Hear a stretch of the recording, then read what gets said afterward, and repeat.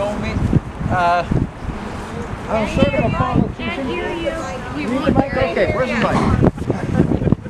Okay, I'm Merle Sardi. I'm sort of a politician because I follow Max Bernier. I believe he's the only thing out there that makes any sense right now.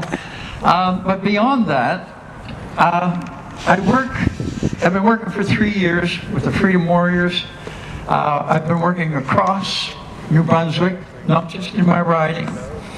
And I've been working trying to get all of the groups together, to get all of our boots on the ground in one place. It's been a hard task because there are a lot of small groups and people are a little bit territorial about them. And they don't want to release the authority to somebody else. But we've reached the point now where we've got the leaders of all these groups coming to the same place. We're talking, we're working together.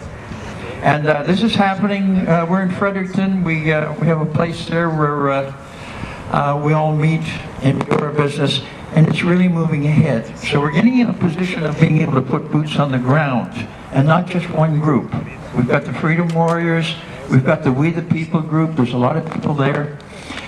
We've got other people now who are just coming in. They're just beginning to catch on, and they're just getting a little, they're becoming aware, and they're coming in. So we're making progress here. Now, one of the things I spent last night, I woke up at 2 o'clock, I worked until 7 o'clock this morning online because there's a hell of a lot going down right now, and it's important. Probably the most important thing that I saw there was that the province of BC just passed a health law, the Department of Health, where they have taken over everything that has anything to do with health. Any committees, any advisory committees to anything that has anything to do with health, have been abolished and passed over entirely to government appointees. And this is serious business. Because what they're going to do, they want to move this east. They're talking about moving this east, and that's coming our way. And that is going to give them everything to take their children away. It's going to do what Cardi did. Cardi tried to do 2 years ago. He's coming after our children. And they will have full authority to do what we call medical kidnapping. Okay? Your kid gets a cold, they don't like it, and there's unfit parents, we're taking them. And we're going to treat him the way we want to treat him, not the way you want to treat him. This is very serious business. Now, it's coming east. There's no question it's going to be here very soon.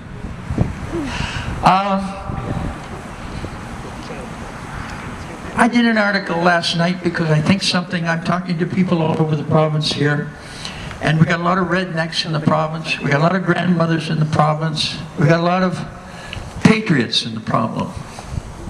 And they're talking really hard about this stuff right now. And the message that I'm getting from those people is, if they want to bring this east, and they come after our kids, there's going to be blood. Yep.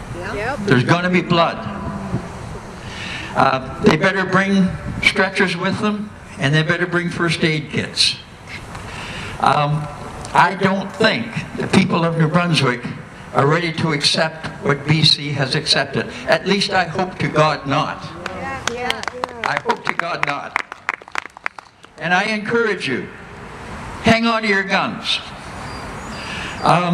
One of the things that I'm equipping for right now is an introductory program to firearms for women. And it's a program that I'm going to be running in Fredericton. And we'll be using air rifles because there's no law against using air rifles, so we can't be charged with anything. And but I've had a lot of women across New Brunswick come to me and say, how do I get a gun?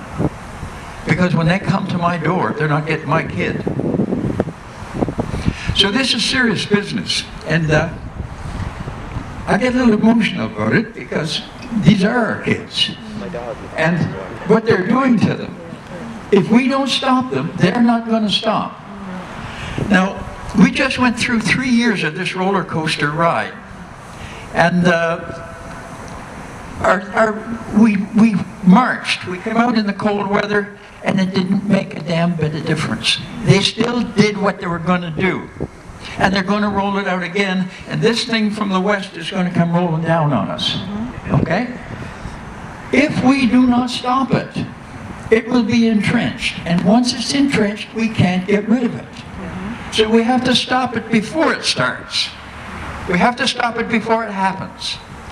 And to do that, we've got to stand with our boots on the ground. And we've got to get these grandmothers and these rednecks and these patriots out there with whatever it takes to stop this thing. Now, I know if Trudeau hears this, he's going to throw me in jail for a hate crime or for fomenting an uprising or something. But this is serious business. This is no joke anymore. And if we lose this round, we are going to lose our children. Okay, it's that serious. It's not a joke. And we will not get them back. Okay. I'm going to be a little longer than I want it to be. But what happened here, if you remember back, I don't know, probably about a year ago, there was a message came through that Trudeau was going to offer $1 billion to each province to get 100% vaccination. I don't know, some of you probably remember that, maybe some of you don't. Well, anyways, Trudeau came east, and eventually he met with all the premiers, and all of a sudden, all of the premiers were on accord with Trudeau for something that nobody knew anything about. Well, $1 billion in one province would enable him to buy off 1,000 politicians at $1 million apiece. Now think about that for a second. He would be enabled with $1 million to buy off 1,000 politicians at $1 million apiece.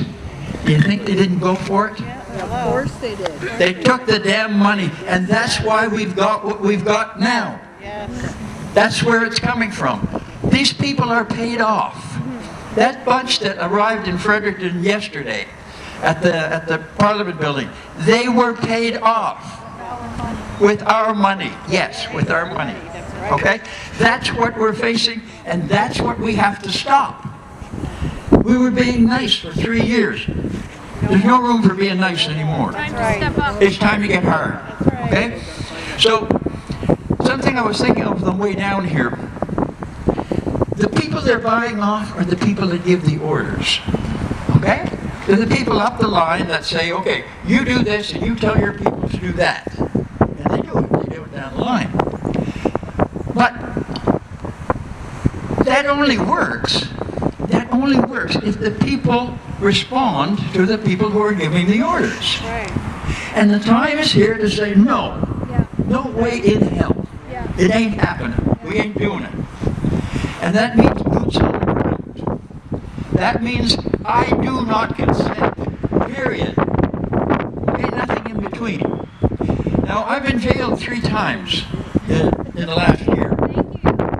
And in each case, now, the Charter of Rights and Freedoms come out, and it's a piece of junk. But previously, in 1962, Prime Minister Diefenbaker put something through that was a whole lot better and a whole lot more effective. And he tells us what our rights are. And anyways, I just lost myself there for a second. Give me a moment. Okay. These guys are all paid off, and if we don't follow the orders, that's all it takes. We do not comply. Now, I landed in jail, as I said, 3 times, right? Twice in jail, once in a police car. Under that law that's in effect, despite what he's saying about C11, there's something called habeas corpus that's been handed down through the legal system, and it still is in effect through the British legal system. It goes back to the Magna Carta. And what that means is, the habeas corpus means that when somebody charges you, doesn't matter who he is or what his status is as a police officer, when somebody charges you When you call habeas corpus, he is required to present you before a judge who will rule on whether your confinement or them taking possession of you was within the law or not. And one of the things that they've done, they beat the hell out of us.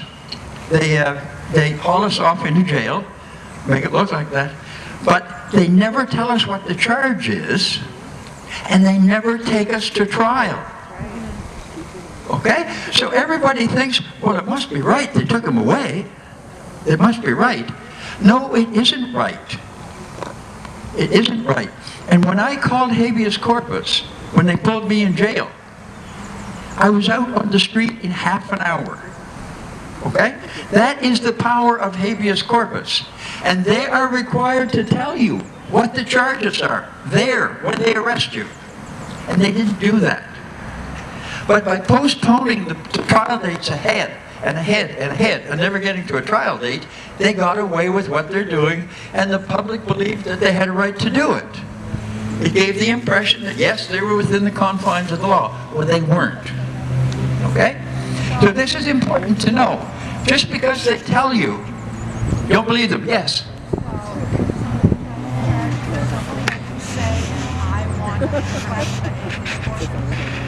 You say, I'm exercising my right to habeas corpus. Now, that's it. And that's done. They have to take you before a judge. Okay? So this is a very important thing, but what it does is it gives us the power to those people who are given the orders. It gives us the right to stand hard. We don't, just because they say what they say, no, we can stand hard. We can refuse to do it. And we have the right to do that. We have the right to do that. They have no right to detain us the way they've been doing and to beat us around and do all that stuff. They don't have the right to do that. So if we stand our ground and if we stand together, don't be afraid of going to jail. When you call habeas corpus, you're going to be back on the street in half an hour. No, seriously. Seriously. I've done that twice. I've used it 6 times. Well, there's no. Okay, thank you. Okay.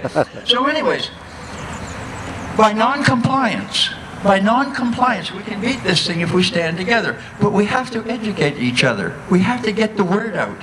Habeas corpus works. Habeas corpus shows that these guys, what they're doing is unlawful. They don't have the right to do that. And we can stand our ground. And we must stand our ground. And if we stand our ground together, we can shut this down. So this poison is coming east.